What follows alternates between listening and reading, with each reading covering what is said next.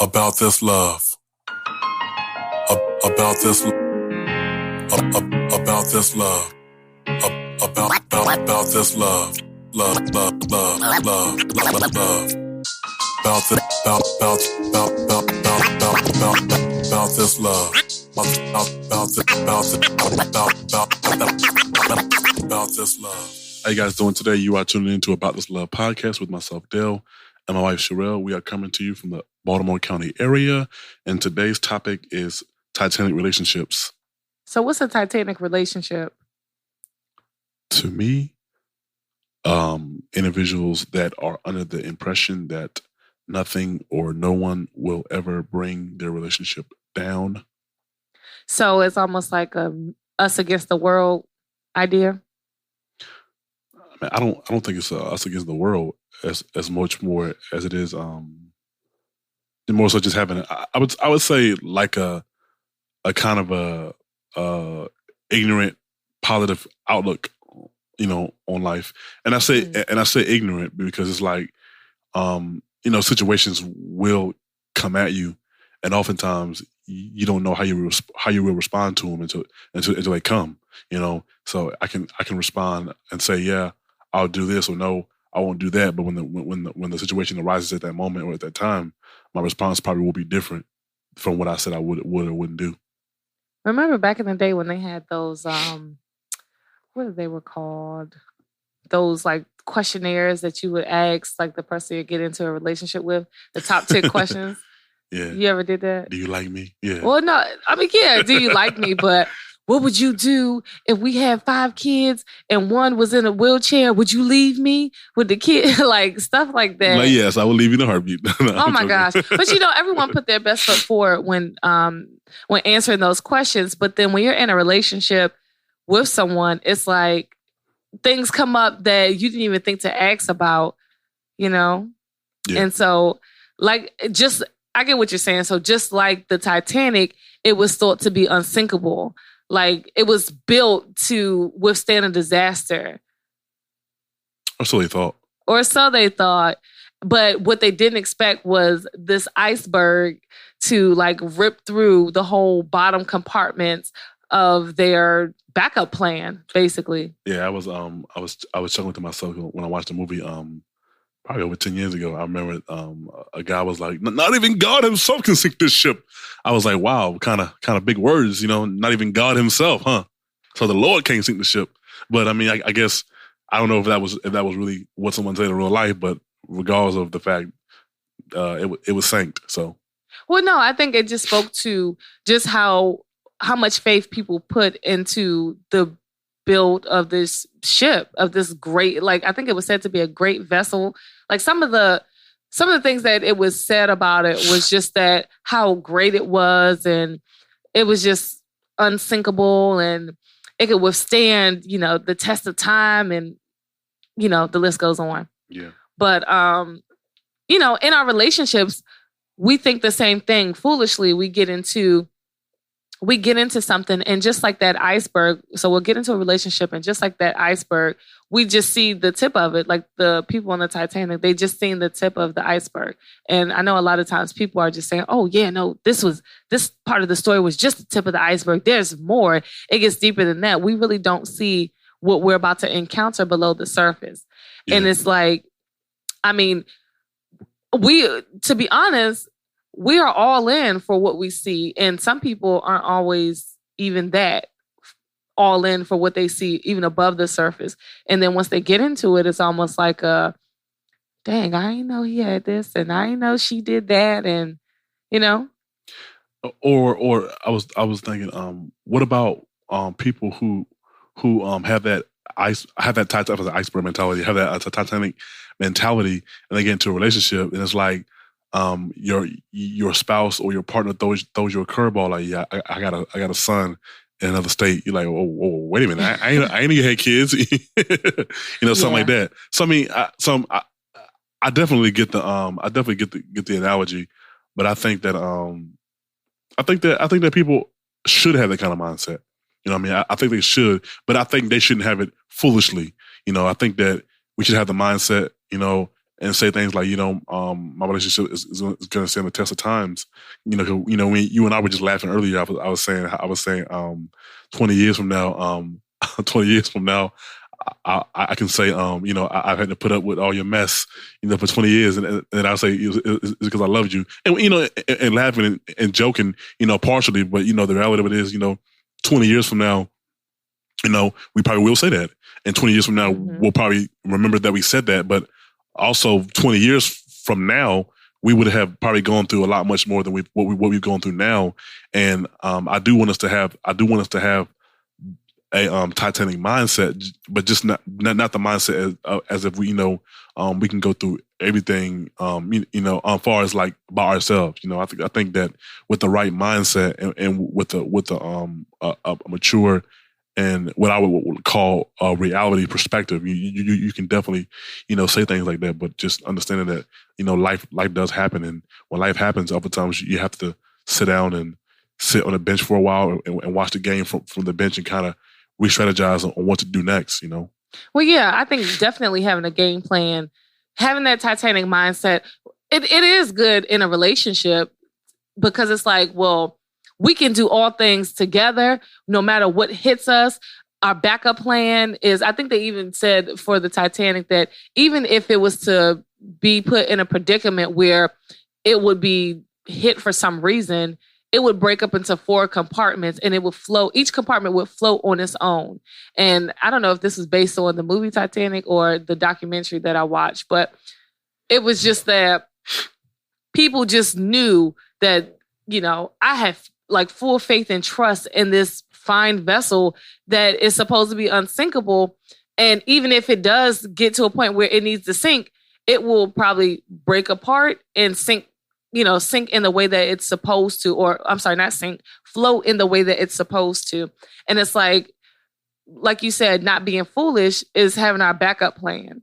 I mean, and I think the Titanic, I think that was the goal. I think the goal was if it was hit or if it broke apart, it would still float. But they didn't factor in the fact that it would fill up with water, which kind of made a big difference in that. Well, they didn't factor in the fact that the iceberg like the piece of the iceberg underneath cut through, like, I think the majority of their foundation. Oh, wow. So the majority of the lower compartments. So picture this. Our relationship is the Titanic and we're floating in the sea and we see this iceberg approaching. Okay. And we're looking at it, and the iceberg is our cultural differences. So what we can see, I think for you and what I could see about you was, okay, you're really goofy, but you could be serious at times. What was something else that I could see that may have been, I don't know, that may have been something that we may hit? I was very blunt. Oh, God. Yeah. You said a lot of things that came to mind, but I knew your heart behind it. But, that was just what was easy to see. Now, something I may not have seen us facing together was, I guess, initially was just that I would have to accept, coming home to you. That wait a minute. What do you mean? What do you mean? No, but okay. I want to come home, but I want to come home to you. No, that wasn't joking. it at all. I'm joking. It was just, like, to be honest, I didn't know that was below the surface of me until we approached that. You know what I'm saying? Like, I didn't know that I would, not that I had an issue, but I didn't know that I definitely had an issue because when I first met you, you said that if you marry somebody, you want to live in their own space for a while and then live on their space. You're so right. You're so right. But I didn't know that I really had that in my heart. That was like a protection thing. You knew it was there. Oh, I knew it was there, but I didn't know that would still be in my heart because you and I had developed such a close relationship before getting married. I thought we were on solid ground. Yeah. You know what I'm saying? I thought we were on solid foundation. You are so right. Why'd you remind me of that? Oh my gosh. I said that out loud. I can't believe I even did that. Well, we're looking at the bright side. We're more likely to survive the iceberg than the couples who who lived together before they got married. I was reading a article today. It said that it was talking about divorce rates. It said people who live together before they get married are more likely to get a divorce than people who just wait to live together and have a baby after marriage. I was like, wow, that's incredible. You know? Oh wow. Yeah. I mean, give or take, you know, the different circumstances that people are put in or they put themselves in. Yeah. You're still gonna come across things when you get married that you may not have come across being just in a regular relationship. Yeah. You know what I'm saying? And even still, it's like, oh yeah, I could deal with this. I could deal with like, okay, so you brought up that example about me. Oh my gosh. Me saying that I wanted to live on my own for a while until I trusted my husband. I can't believe I even told you that. But I know. You told me a lot. Yeah, I did. Okay, so I mean, you got to see a little bit of the iceberg. Okay, that's cool. I mean, you got a little advantage. But with you, the iceberg that I seen was, oh yeah, he cooks. He could cook well. He doesn't mind cleaning my car. Because remember when we would hang out at your mom's? That's not an iceberg, is it? That's part of the iceberg. That is definitely part of the iceberg. Like he cleans my car. Yeah, that showed me he that can cook. That's an iceberg. That showed me that you could take care of me. Yes, that's part of the iceberg. Because if you couldn't, that would have been what was underneath the surface, and I would have been like, "Hold up, now." Like if we were to get into our relationship, and I found out that you couldn't cook, nor would you like be willing to take care of me, it would be one of those like, "Hold up, what's going on here?" This is not what I thought, because on the tip of the iceberg, I thought that all I had to deal with was, well, he doesn't like to cook, not that he couldn't cook. You know what I'm saying? Or you didn't. And those are things that in my mind, I would have thought, well, we could just work that out. You know, I could just, if I begged him enough or if he loves me enough and I just like reminded you of that love, then maybe, you know, we can negotiate you cooking and cleaning my car for me. You know what I'm saying? Yeah. I know I'm looking at the list, the cultural iceberg. And one of the things that I think sticks out to me is expectations. And one of the things. Well, hold on. Where is expectations on this iceberg? Is it above or below the surface? Below the surface. Okay, it's below the water. Yeah, below the water. And one of the things that kind of that irked my nerves about you is I thought you were very vague. Like I used to talk to you. Wait, vague. Yeah. I used to say you all the time. I thought you were very vague. We would talk and you were like, yeah, you know, it's over there. Or you would just say things like, you know, yeah, I was at work today. We were just chilling. And I'm like, well, how was your day? I mean, what happened? Like I mean, I ain't seen you in like 24 hours and you talking about you had a good day. It was okay. Like, I mean, what happened? I didn't what think went on? That you care. But you were like that at like every aspect of your life, I thought. Well, but once again, so that was something that I dealt with as a child and in my middle school and teen years with dealing with friends who weren't really friends. And they were like, oh, well, how was your day? And you'll go to tell them about your day. And it's kind of like, okay, yeah, whatever. You know, like, I really didn't care. I was just asking to say. I was just asking you to, exactly. I was just asking because it was like a nice thing to do. We were in the same room. We made eye contact. I said, hey, you know. So I thought that that's what you were doing. I remember when you picked me up from this women's the church weekend retreat. The church. Yeah, the church. And you were like, so how was it? And I'm like, oh yeah, it was good. And I'm thinking, you know, and I was seriously sitting there thinking to myself, oh, well, he don't care about, you know, what all happened and the details. And I literally thought that, like, you don't care about the details. And I think a few seconds later, you were like, I need details. Like, what happened? What y'all do? How was it? Like, who'd you talk to? Who'd you meet? Like, how's it? And I'm like, wow. You actually care? And so I kind of laughed to myself and I was like, oh, you actually care about... You know, if I'm honest, I don't... It's gonna sound kind of bad. It does sound bad. And I'm not gonna say that I cared or that I didn't care. It's just more so I'm a visual person. So like one of the things that I have to be able to see things and understand them is if I'm able to draw a picture of them in my mind. So when giving people as are many vague, details as possible. exactly. When people are vague, I can't really draw a picture in my mind. So I can't really get a good concept of what they're saying. Sometimes, not always, but sometimes. I mean, I don't know. That's just probably imagination. Then you need, like SpongeBob, you need your imagination. So, I guess so. Okay, in that Titanic relationship, think nothing can go wrong, or there are things that can cause it to go wrong. What are some things that you would say would be a right time or a moment that people should call out for help? Well, I think that they should call out for help. And would they? Well, yeah. So I think that they should call out for help. Like when they see that iceberg coming, really they should call out for help.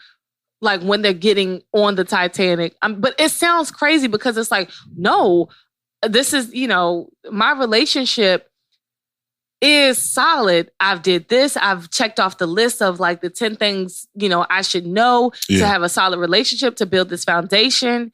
And it's really hard to admit to that, to like fess up to, you know what? I got some things in me that I need help with before entering this relationship, while entering this relationship, during this relationship. And if I know I have some things, I know that you would have some things. And we need to work on that.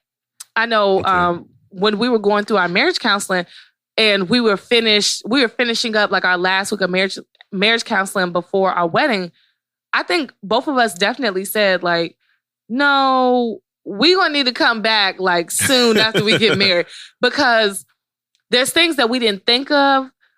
And then there's also things that we knew about ourselves personally, even if we didn't know things about each other, but it's like, no, I know that it's going to irk me if, this and that happens. So can we talk this out and give me practical ways to respond to you where it's honoring, where it's loving, and, I'm being patient. Okay. What about people and going back to the Titanic now as an analogy, but what about the people who stayed on the ship as it was going down? Because in their mind, that they believe that it was supposed to break into 4 compartments and float. So they stayed on, and ultimately, the rest is history. But they lost their lives. What would you say to individuals, like that who think that I don't need to seek help? I'm good. It'll straighten itself out, or it'll just break into 4 parts, and we'll just float and be on our merry way in the process of being in this relationship. Would you just say to people like that? I mean, that's that sink or swim mentality. So if someone's sinking, I feel like for that story in particular, with the people that were on the Titanic, they didn't know. They didn't know how they were hit. They didn't know what was going on. They just knew that it was time to, sink or swim. It was time to get off this boat, or, you know what? I have so much faith in this. Or even the people who just kind of accepted their fate. I won't even say they had faith in the ship actually floating, but there's those who you see 30 years in their marriage and they're not even working at it. Remember that movie I made you watch like about a month ago, The Female Brain? Oh yeah. Yeah, so there was like I think 2 or 3 couples who were used as an example, and they were in different stages of their lives. But this one couple in particular, it was like they had that sink or swim mentality. So they started to, it kind of made me upset because they had been married for a while. And I think they just chalked up their marriage to, we don't do anything exciting anymore. And I believe the husband said, we got debt together. We got like credit card bills together. And I'm like, dang. That's exciting. That's exciting? No, that's what he says. That's all the excitement I need. No, but they openly agreed to a divorce. So, okay, They also had a divorce party too. They also had a divorce party where they both like attended the divorce party. And I'm just kind of like, dang, did they even really try? I mean, it seemed like the wife wanted to do something exciting to spice it up because they were just riding down into that water. And it wasn't that they were happy or sad about it, but they were just, I don't even think they were content. I think they were just there. They had been there. But I feel like people like that, I hope I'm not going on a tangent, but I feel like people like that end up back together. And I thought that, I was thinking that too. Only because they're familiar with one another, right? Yes, but they didn't, outside of the husband not really being exciting to her, they didn't really have any like real marital issues. I mean, you know what I'm saying? Like normally, like people be having like people like the husband don't come home, him and the wife don't talk. I mean, they were like, I felt like they were more like friends. Like they were friends, and that was it. Like I think like they became friends and never upgraded to the part of lovers. You know, so maybe they were just like I can see that B&B, you know, bills and booty, you know, but they just got married to more so solidify. So people like that normally end up back together. You know, only because it's like, you know, you know, oftentimes I think that things are not what people think. Like people think that the grass is always green on the other side until they go out there and see that, wow, you know, at least with him, I knew he wasn't going to cheat on me. I knew what to expect. But with this person, I don't know if they're playing games or, you know, if they got baby mama drama. Like, you know what I'm saying? So oftentimes I wouldn't say that, you know, once they realize that the grass isn't greener, they realize, you know, what I had actually wasn't bad at all, you know, compared to what's out there. Yeah. You know? Oh, yeah. You know what? And I was thinking about that too. I was like, wow, you have to start all over. But then again, it's like you were just kind of wasting your life sitting there in a relationship. So, okay, I get what you're saying. So basically, it just seemed like there was no, I think one point that you made just a moment ago was that they never transitioned into lovers, but they had a good, decent friendship where they can mutually agree to separate. Oh, you know, there's a celebrity, Channing Tatum, and his wife just recently separated. Okay, that's, I guess in my world, you don't. Yeah, I don't know who it is. Yeah. He was from, I think, is it Step Up? He was from some dance movie. And also, that action movie with, I don't remember. Toy Soldiers? Toy Soldiers? You said action movie. Toy Soldiers. That's old. I mean, you said. That's from like when we were kids. No, come on now. All right, fine. I can't even think of the movie now. You throw me off. So sink or swim. Yeah. So once again, that sink or swim mentality, and like just like the couple from the Female Brain, I feel like that one couple just gave up. It was like, I'm just gonna sit here. It's a sinking ship, and I honestly don't feel like people give up. It's kind of like again, I'm gonna use it again. The Titanic. You believe that the ship is built to withstand everything. So if I stay on this ship, it's gonna break up into 4 parts, and I'm gonna float and I'm gonna live. I don't think because I believe that if some of the people you could have said just gave up, but some of the people that were on the ship, I believe that if they honestly knew that wasn't going to happen, that they would have got off. Yeah. You know, because I don't feel like the couple in the movie, I don't feel like they gave up. I just feel like they might have gotten stuck, but I don't feel like they gave up. You know? Yeah. Is that the same? Is that like kind of contradicting? If they were kind of stuck, I mean, okay. How about this? Not stuck, but they just stopped trying. So. Okay, I can see it. Saying you're stuck. You're not stuck if you just stop trying. Like, you're not stuck. If you stop trying, you become stuck. Okay, fine. You're right. You do become stuck. You're not going anywhere. So, but the people who stayed on the boat, I don't think that they were stuck. So people who stay in the boat of their relationship, it's not that you're stuck there unless you're not leaving. But it's like, unless you're not leaving because you don't have money to leave, or unless you're not, you know, making it work because you want to still continue in a relationship, I don't think you're stuck. Okay. In the movie, did the couples have counseling? I can't remember. I don't think they did. I think they just tried different things, and they eventually was like, you know what? We tried everything, and let's just get a divorce. How about we hadn't tried that? That's the one thing we didn't try. And I'm just like, what do you mean that's the one thing y'all ain't tried? Like divorce. Let's try to crash. Let's try to crash into the iceberg. That's one thing we ain't try. Yeah. I mean, but even if you were to stay on the ship and it's still sinking, not to say you have to get off the ship, because, we know people who have abandoned their marriages. And so they're the ones who gave up. Yeah, we do. And I'm not going to mention any names, but we do. And so, yeah. And so it's like people who have abandoned abandoned the ship. Did we say that the captain left the ship or he stayed on the ship? Oh, man. He went down with the Titanic. I don't know about real life, but in the movie, he stayed in the ship. I don't know about real life. In real life, he might have got off, Well, they probably wanted to make us seem honorable. Okay. Well, so yeah. I mean, people who stay, basically not to say you need to leave if you see the ship sinking, because I think oftentimes, especially for our generation, we tend to do that. We tend to say, you know what? It's going down a hill.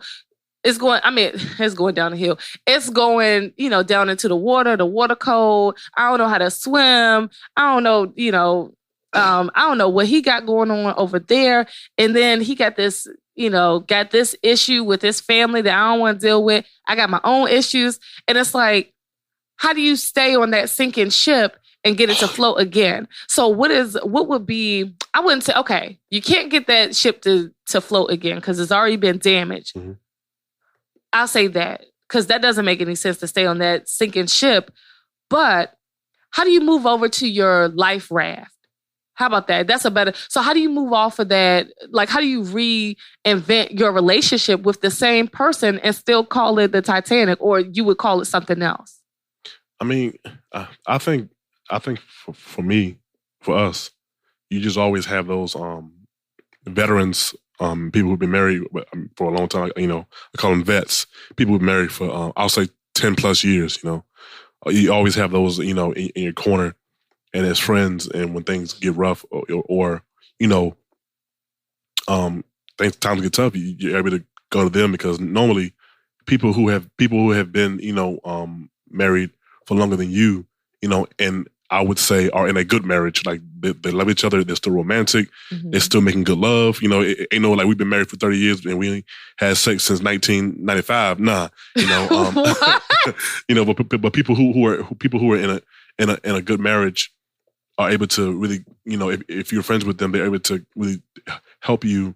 And I would say in a way, counsel you and give you some wise counsel, or give you some wise insight on how to maneuver through difficult situations and through difficult times, because they're gonna come, And I think it goes back to what I was saying earlier at the beginning of the podcast, is when you have that, there's nothing wrong with having the Titanic mindset, but also have the mindset that well, if it don't have the mindset of it's unsinkable, because it's not. It's sinkable. Yeah. But what makes it unsinkable is when you have those quote unquote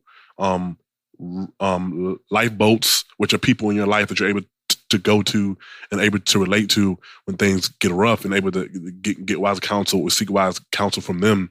Then of course you're able to still survive, even if the Titanic comes crashing down. Yeah. You and the one you love are still able to to survive and grow and thrive after the storm. After I would say, like, after the winter, the grass comes back up and the flowers start to sprout again. Recently, in the Baltimore area, we had snow about 3-4 weeks ago, but now the grass is starting to grow.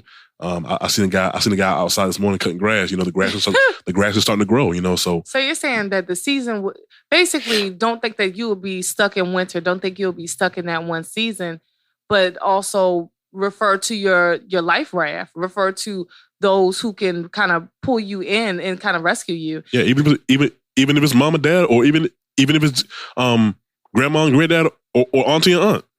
Well, I mean, a lot of times I don't think people have that, like, in their own family. And a lot of times, sometimes they may have that in their family. Because I know one thing is like, well, don't always tell your family when something's going wrong, because they may start to think that your spouse is mistreating you, which, I mean, your spouse may be mistreating you, but also they're growing in love and growing, like they're growing in ways to learn about you. So I know that our life raft our life raft is, people that we know that are married, who've been married longer, people who actually, fight for love in their own life, Yeah. And so I think that as you and I, as a couple, for us to not sink,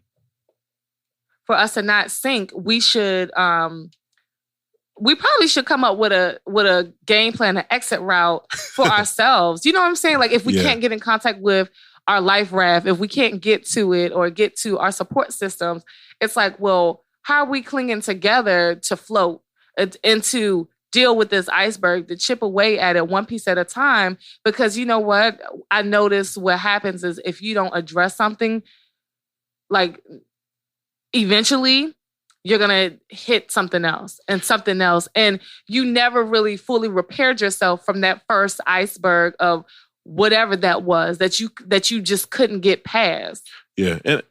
And you know what? One of the things that I will say is that I know for me, I can't speak for other people, who are believers, but I know for me, early on in our relationship, when we felt like when we would get into disagreements and things like that, and I was wrong, I know the Holy Spirit would always convict my heart, and tell me to apologize, And I think for me, which means that, it was the Lord, So for those who have, the Lord Jesus Christ in their corner, I think that if you're always honest with yourself, if you're always honest with the Lord and honest with the one that you love, you can always go to Him. If not anybody else, when difficult times and those icebergs, when you do see Him coming, along the way, you can always go to the Lord and ask Him for wisdom and help to kind of maneuver around them, or even if you got to hit them and momentarily stop for a moment, and then keep going after the fact, Okay, hold on. Hit your spouse or hit like who you? Nah. Ain't no Ray Rice over here. Nah, hit the. Oh my goodness! hit the iceberg. No, I just wanted to clarify. You said even if you had to hit him, I'm like, who we hit? I'm talking about the iceberg. I'm talking about your spouse. Nah. Yeah, so even if you hit him, I think you're absolutely correct. I think that has. You said hit who?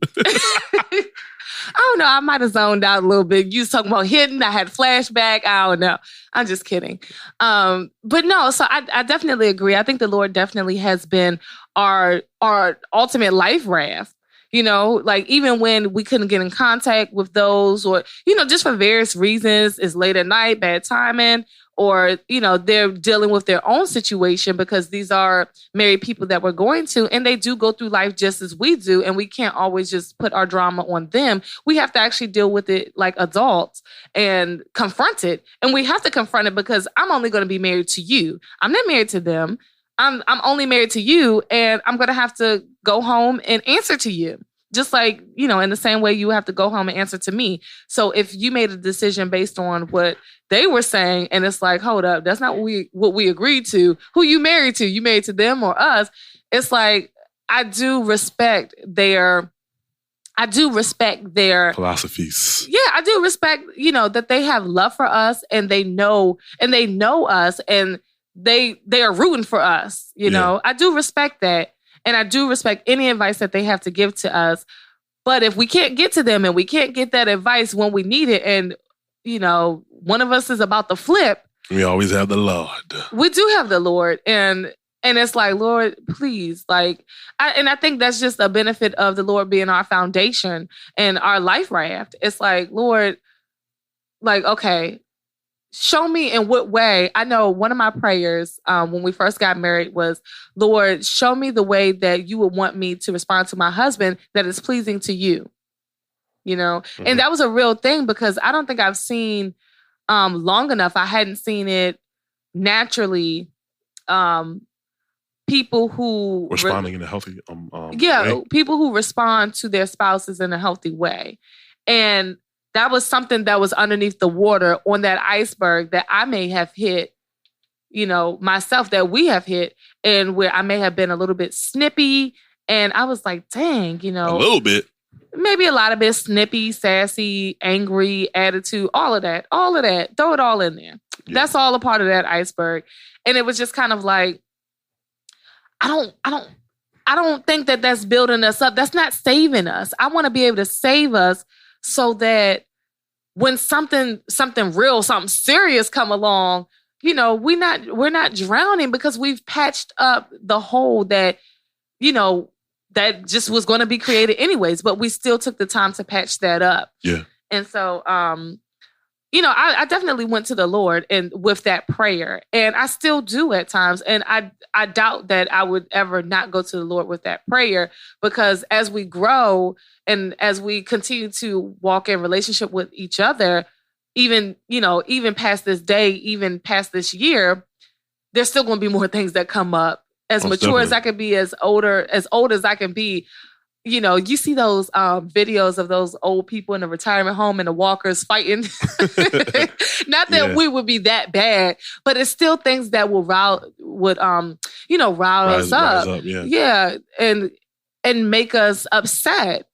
And we're gonna want to, duke it out. Like, hey, you stole my last pudding cup. Like, that's all you on light pudding. Well, so you don't like pudding. Hey, real quick, I'm sorry, but I had to on the cultural iceberg. It said attitude towards the environment. I thought that was I thought that was pretty funny. Man, like, I see grass. I hate the grass. I hate trees. It's not. You know what? When I looked at the cultural iceberg, what I seen was attitude towards the environment. It could be the environment of your home. You know what I'm saying? No, it could be. I guess it could, but I mean, if you look at it in a real practical that's not what it said, though. That's not what it said, though. It's towards the environment. I mean, let me tell you, if people would ride in the car with me and they threw trash out the window, like plastic cups or anything like that, I would take away their window privileges and I would lock the window, because I wasn't about to get pulled over and get a ticket for littering because you wanted to throw something out my window. So that is something that, so that's the reason why you had an attitude towards the environment? No. What I'm saying is that's the tone I took towards the environment. It's just that, well, maybe towards myself, I didn't want to get a ticket for littering, but that could have been an argument. Yeah. You know what I'm saying? Like, if we didn't see eye to eye on that could have easily been an argument. You could have been like, whatever, it's oil in our ocean anyway. Yeah. You know what I'm saying? Like, our water's polluted anyway. And that could have been a huge argument. But it just wasn't. You know what I'm saying? It's just like, oh yeah, you're right. I shouldn't be littering, or I shouldn't be doing this and that. So things like that could seem like, oh, that's dumb. Like, we would never fight about that. But you just never know what may come up. Most definitely. Like, because let's say you had done that and we got in a ticket, that's an argument. Dude, I told you not to throw that out the window. Now I'm pulled over. You paying this ticket, and you ain't have your seatbelt on. You paying this ticket, man. Speaking about paying tickets. Yeah. See, and just like that, I think I told you a few weeks ago not to make that right turn on red because there was a camera. You like, nah, I turn here all the time. And I'm like, but was it red when you turn? And now we have a nice little ticket sitting on the must pay. It's the system. It's against the black man. Man, it's not no system. You should have listened to your wife. I'm joking. Joking. Either way, you live and you learn. But stuff like that could have been an argument. Yeah. I could have easily been like, you see this ticket? I told you. You need to respect each and every law. Don't turn right. I seen a camera. You paying it. And if it doubles, you paying that too. But people find whatever reason they can to I don't know, if it was already a sinking ship and we had that issue, let's say we were having financial issues, and if one more ticket come in this house and one more bill come in this house that we can't pay, that could have been the drop that sinks our ship. Yeah, that puts somebody over the edge. You laughing, but it happened. No, I know. I've had people in my family who have went to work and never came home. So I definitely know. Yeah. I definitely know, from personal perspective. Dang, you putting them on blast. Nobody know who it is. Yeah. But anyways, so I mean, so that's the sink or swim idea. Now, how would you deal with handling this? So we said that we would talk about it. And then, I mean, how would you handle dealing with this iceberg? We said that the Lord is our foundation. We have people in our lives that we can go to should troubles or icebergs arise in our lives. But just as the viewers, I mean, not the viewers, but the listeners. Sorry, I'm under the weather, and y'all been hearing me cough and sniggle the whole the whole podcast. I'm under the weather, but to our listeners, we oftentimes we have these conversations and topics just to provoke some thought, to you guys to help build the culture. Everything that we do is to help build the culture. Whether you're white, black, African, Jamaican, Asian, Latino, whoever, to help build the culture for you guys. So always give us some feedback. Yeah, please join the conversation on Facebook, Instagram, Mixcloud, and Audio Mag at About This Love. Thanks for tuning in. Until next time. Peace. Just love. Just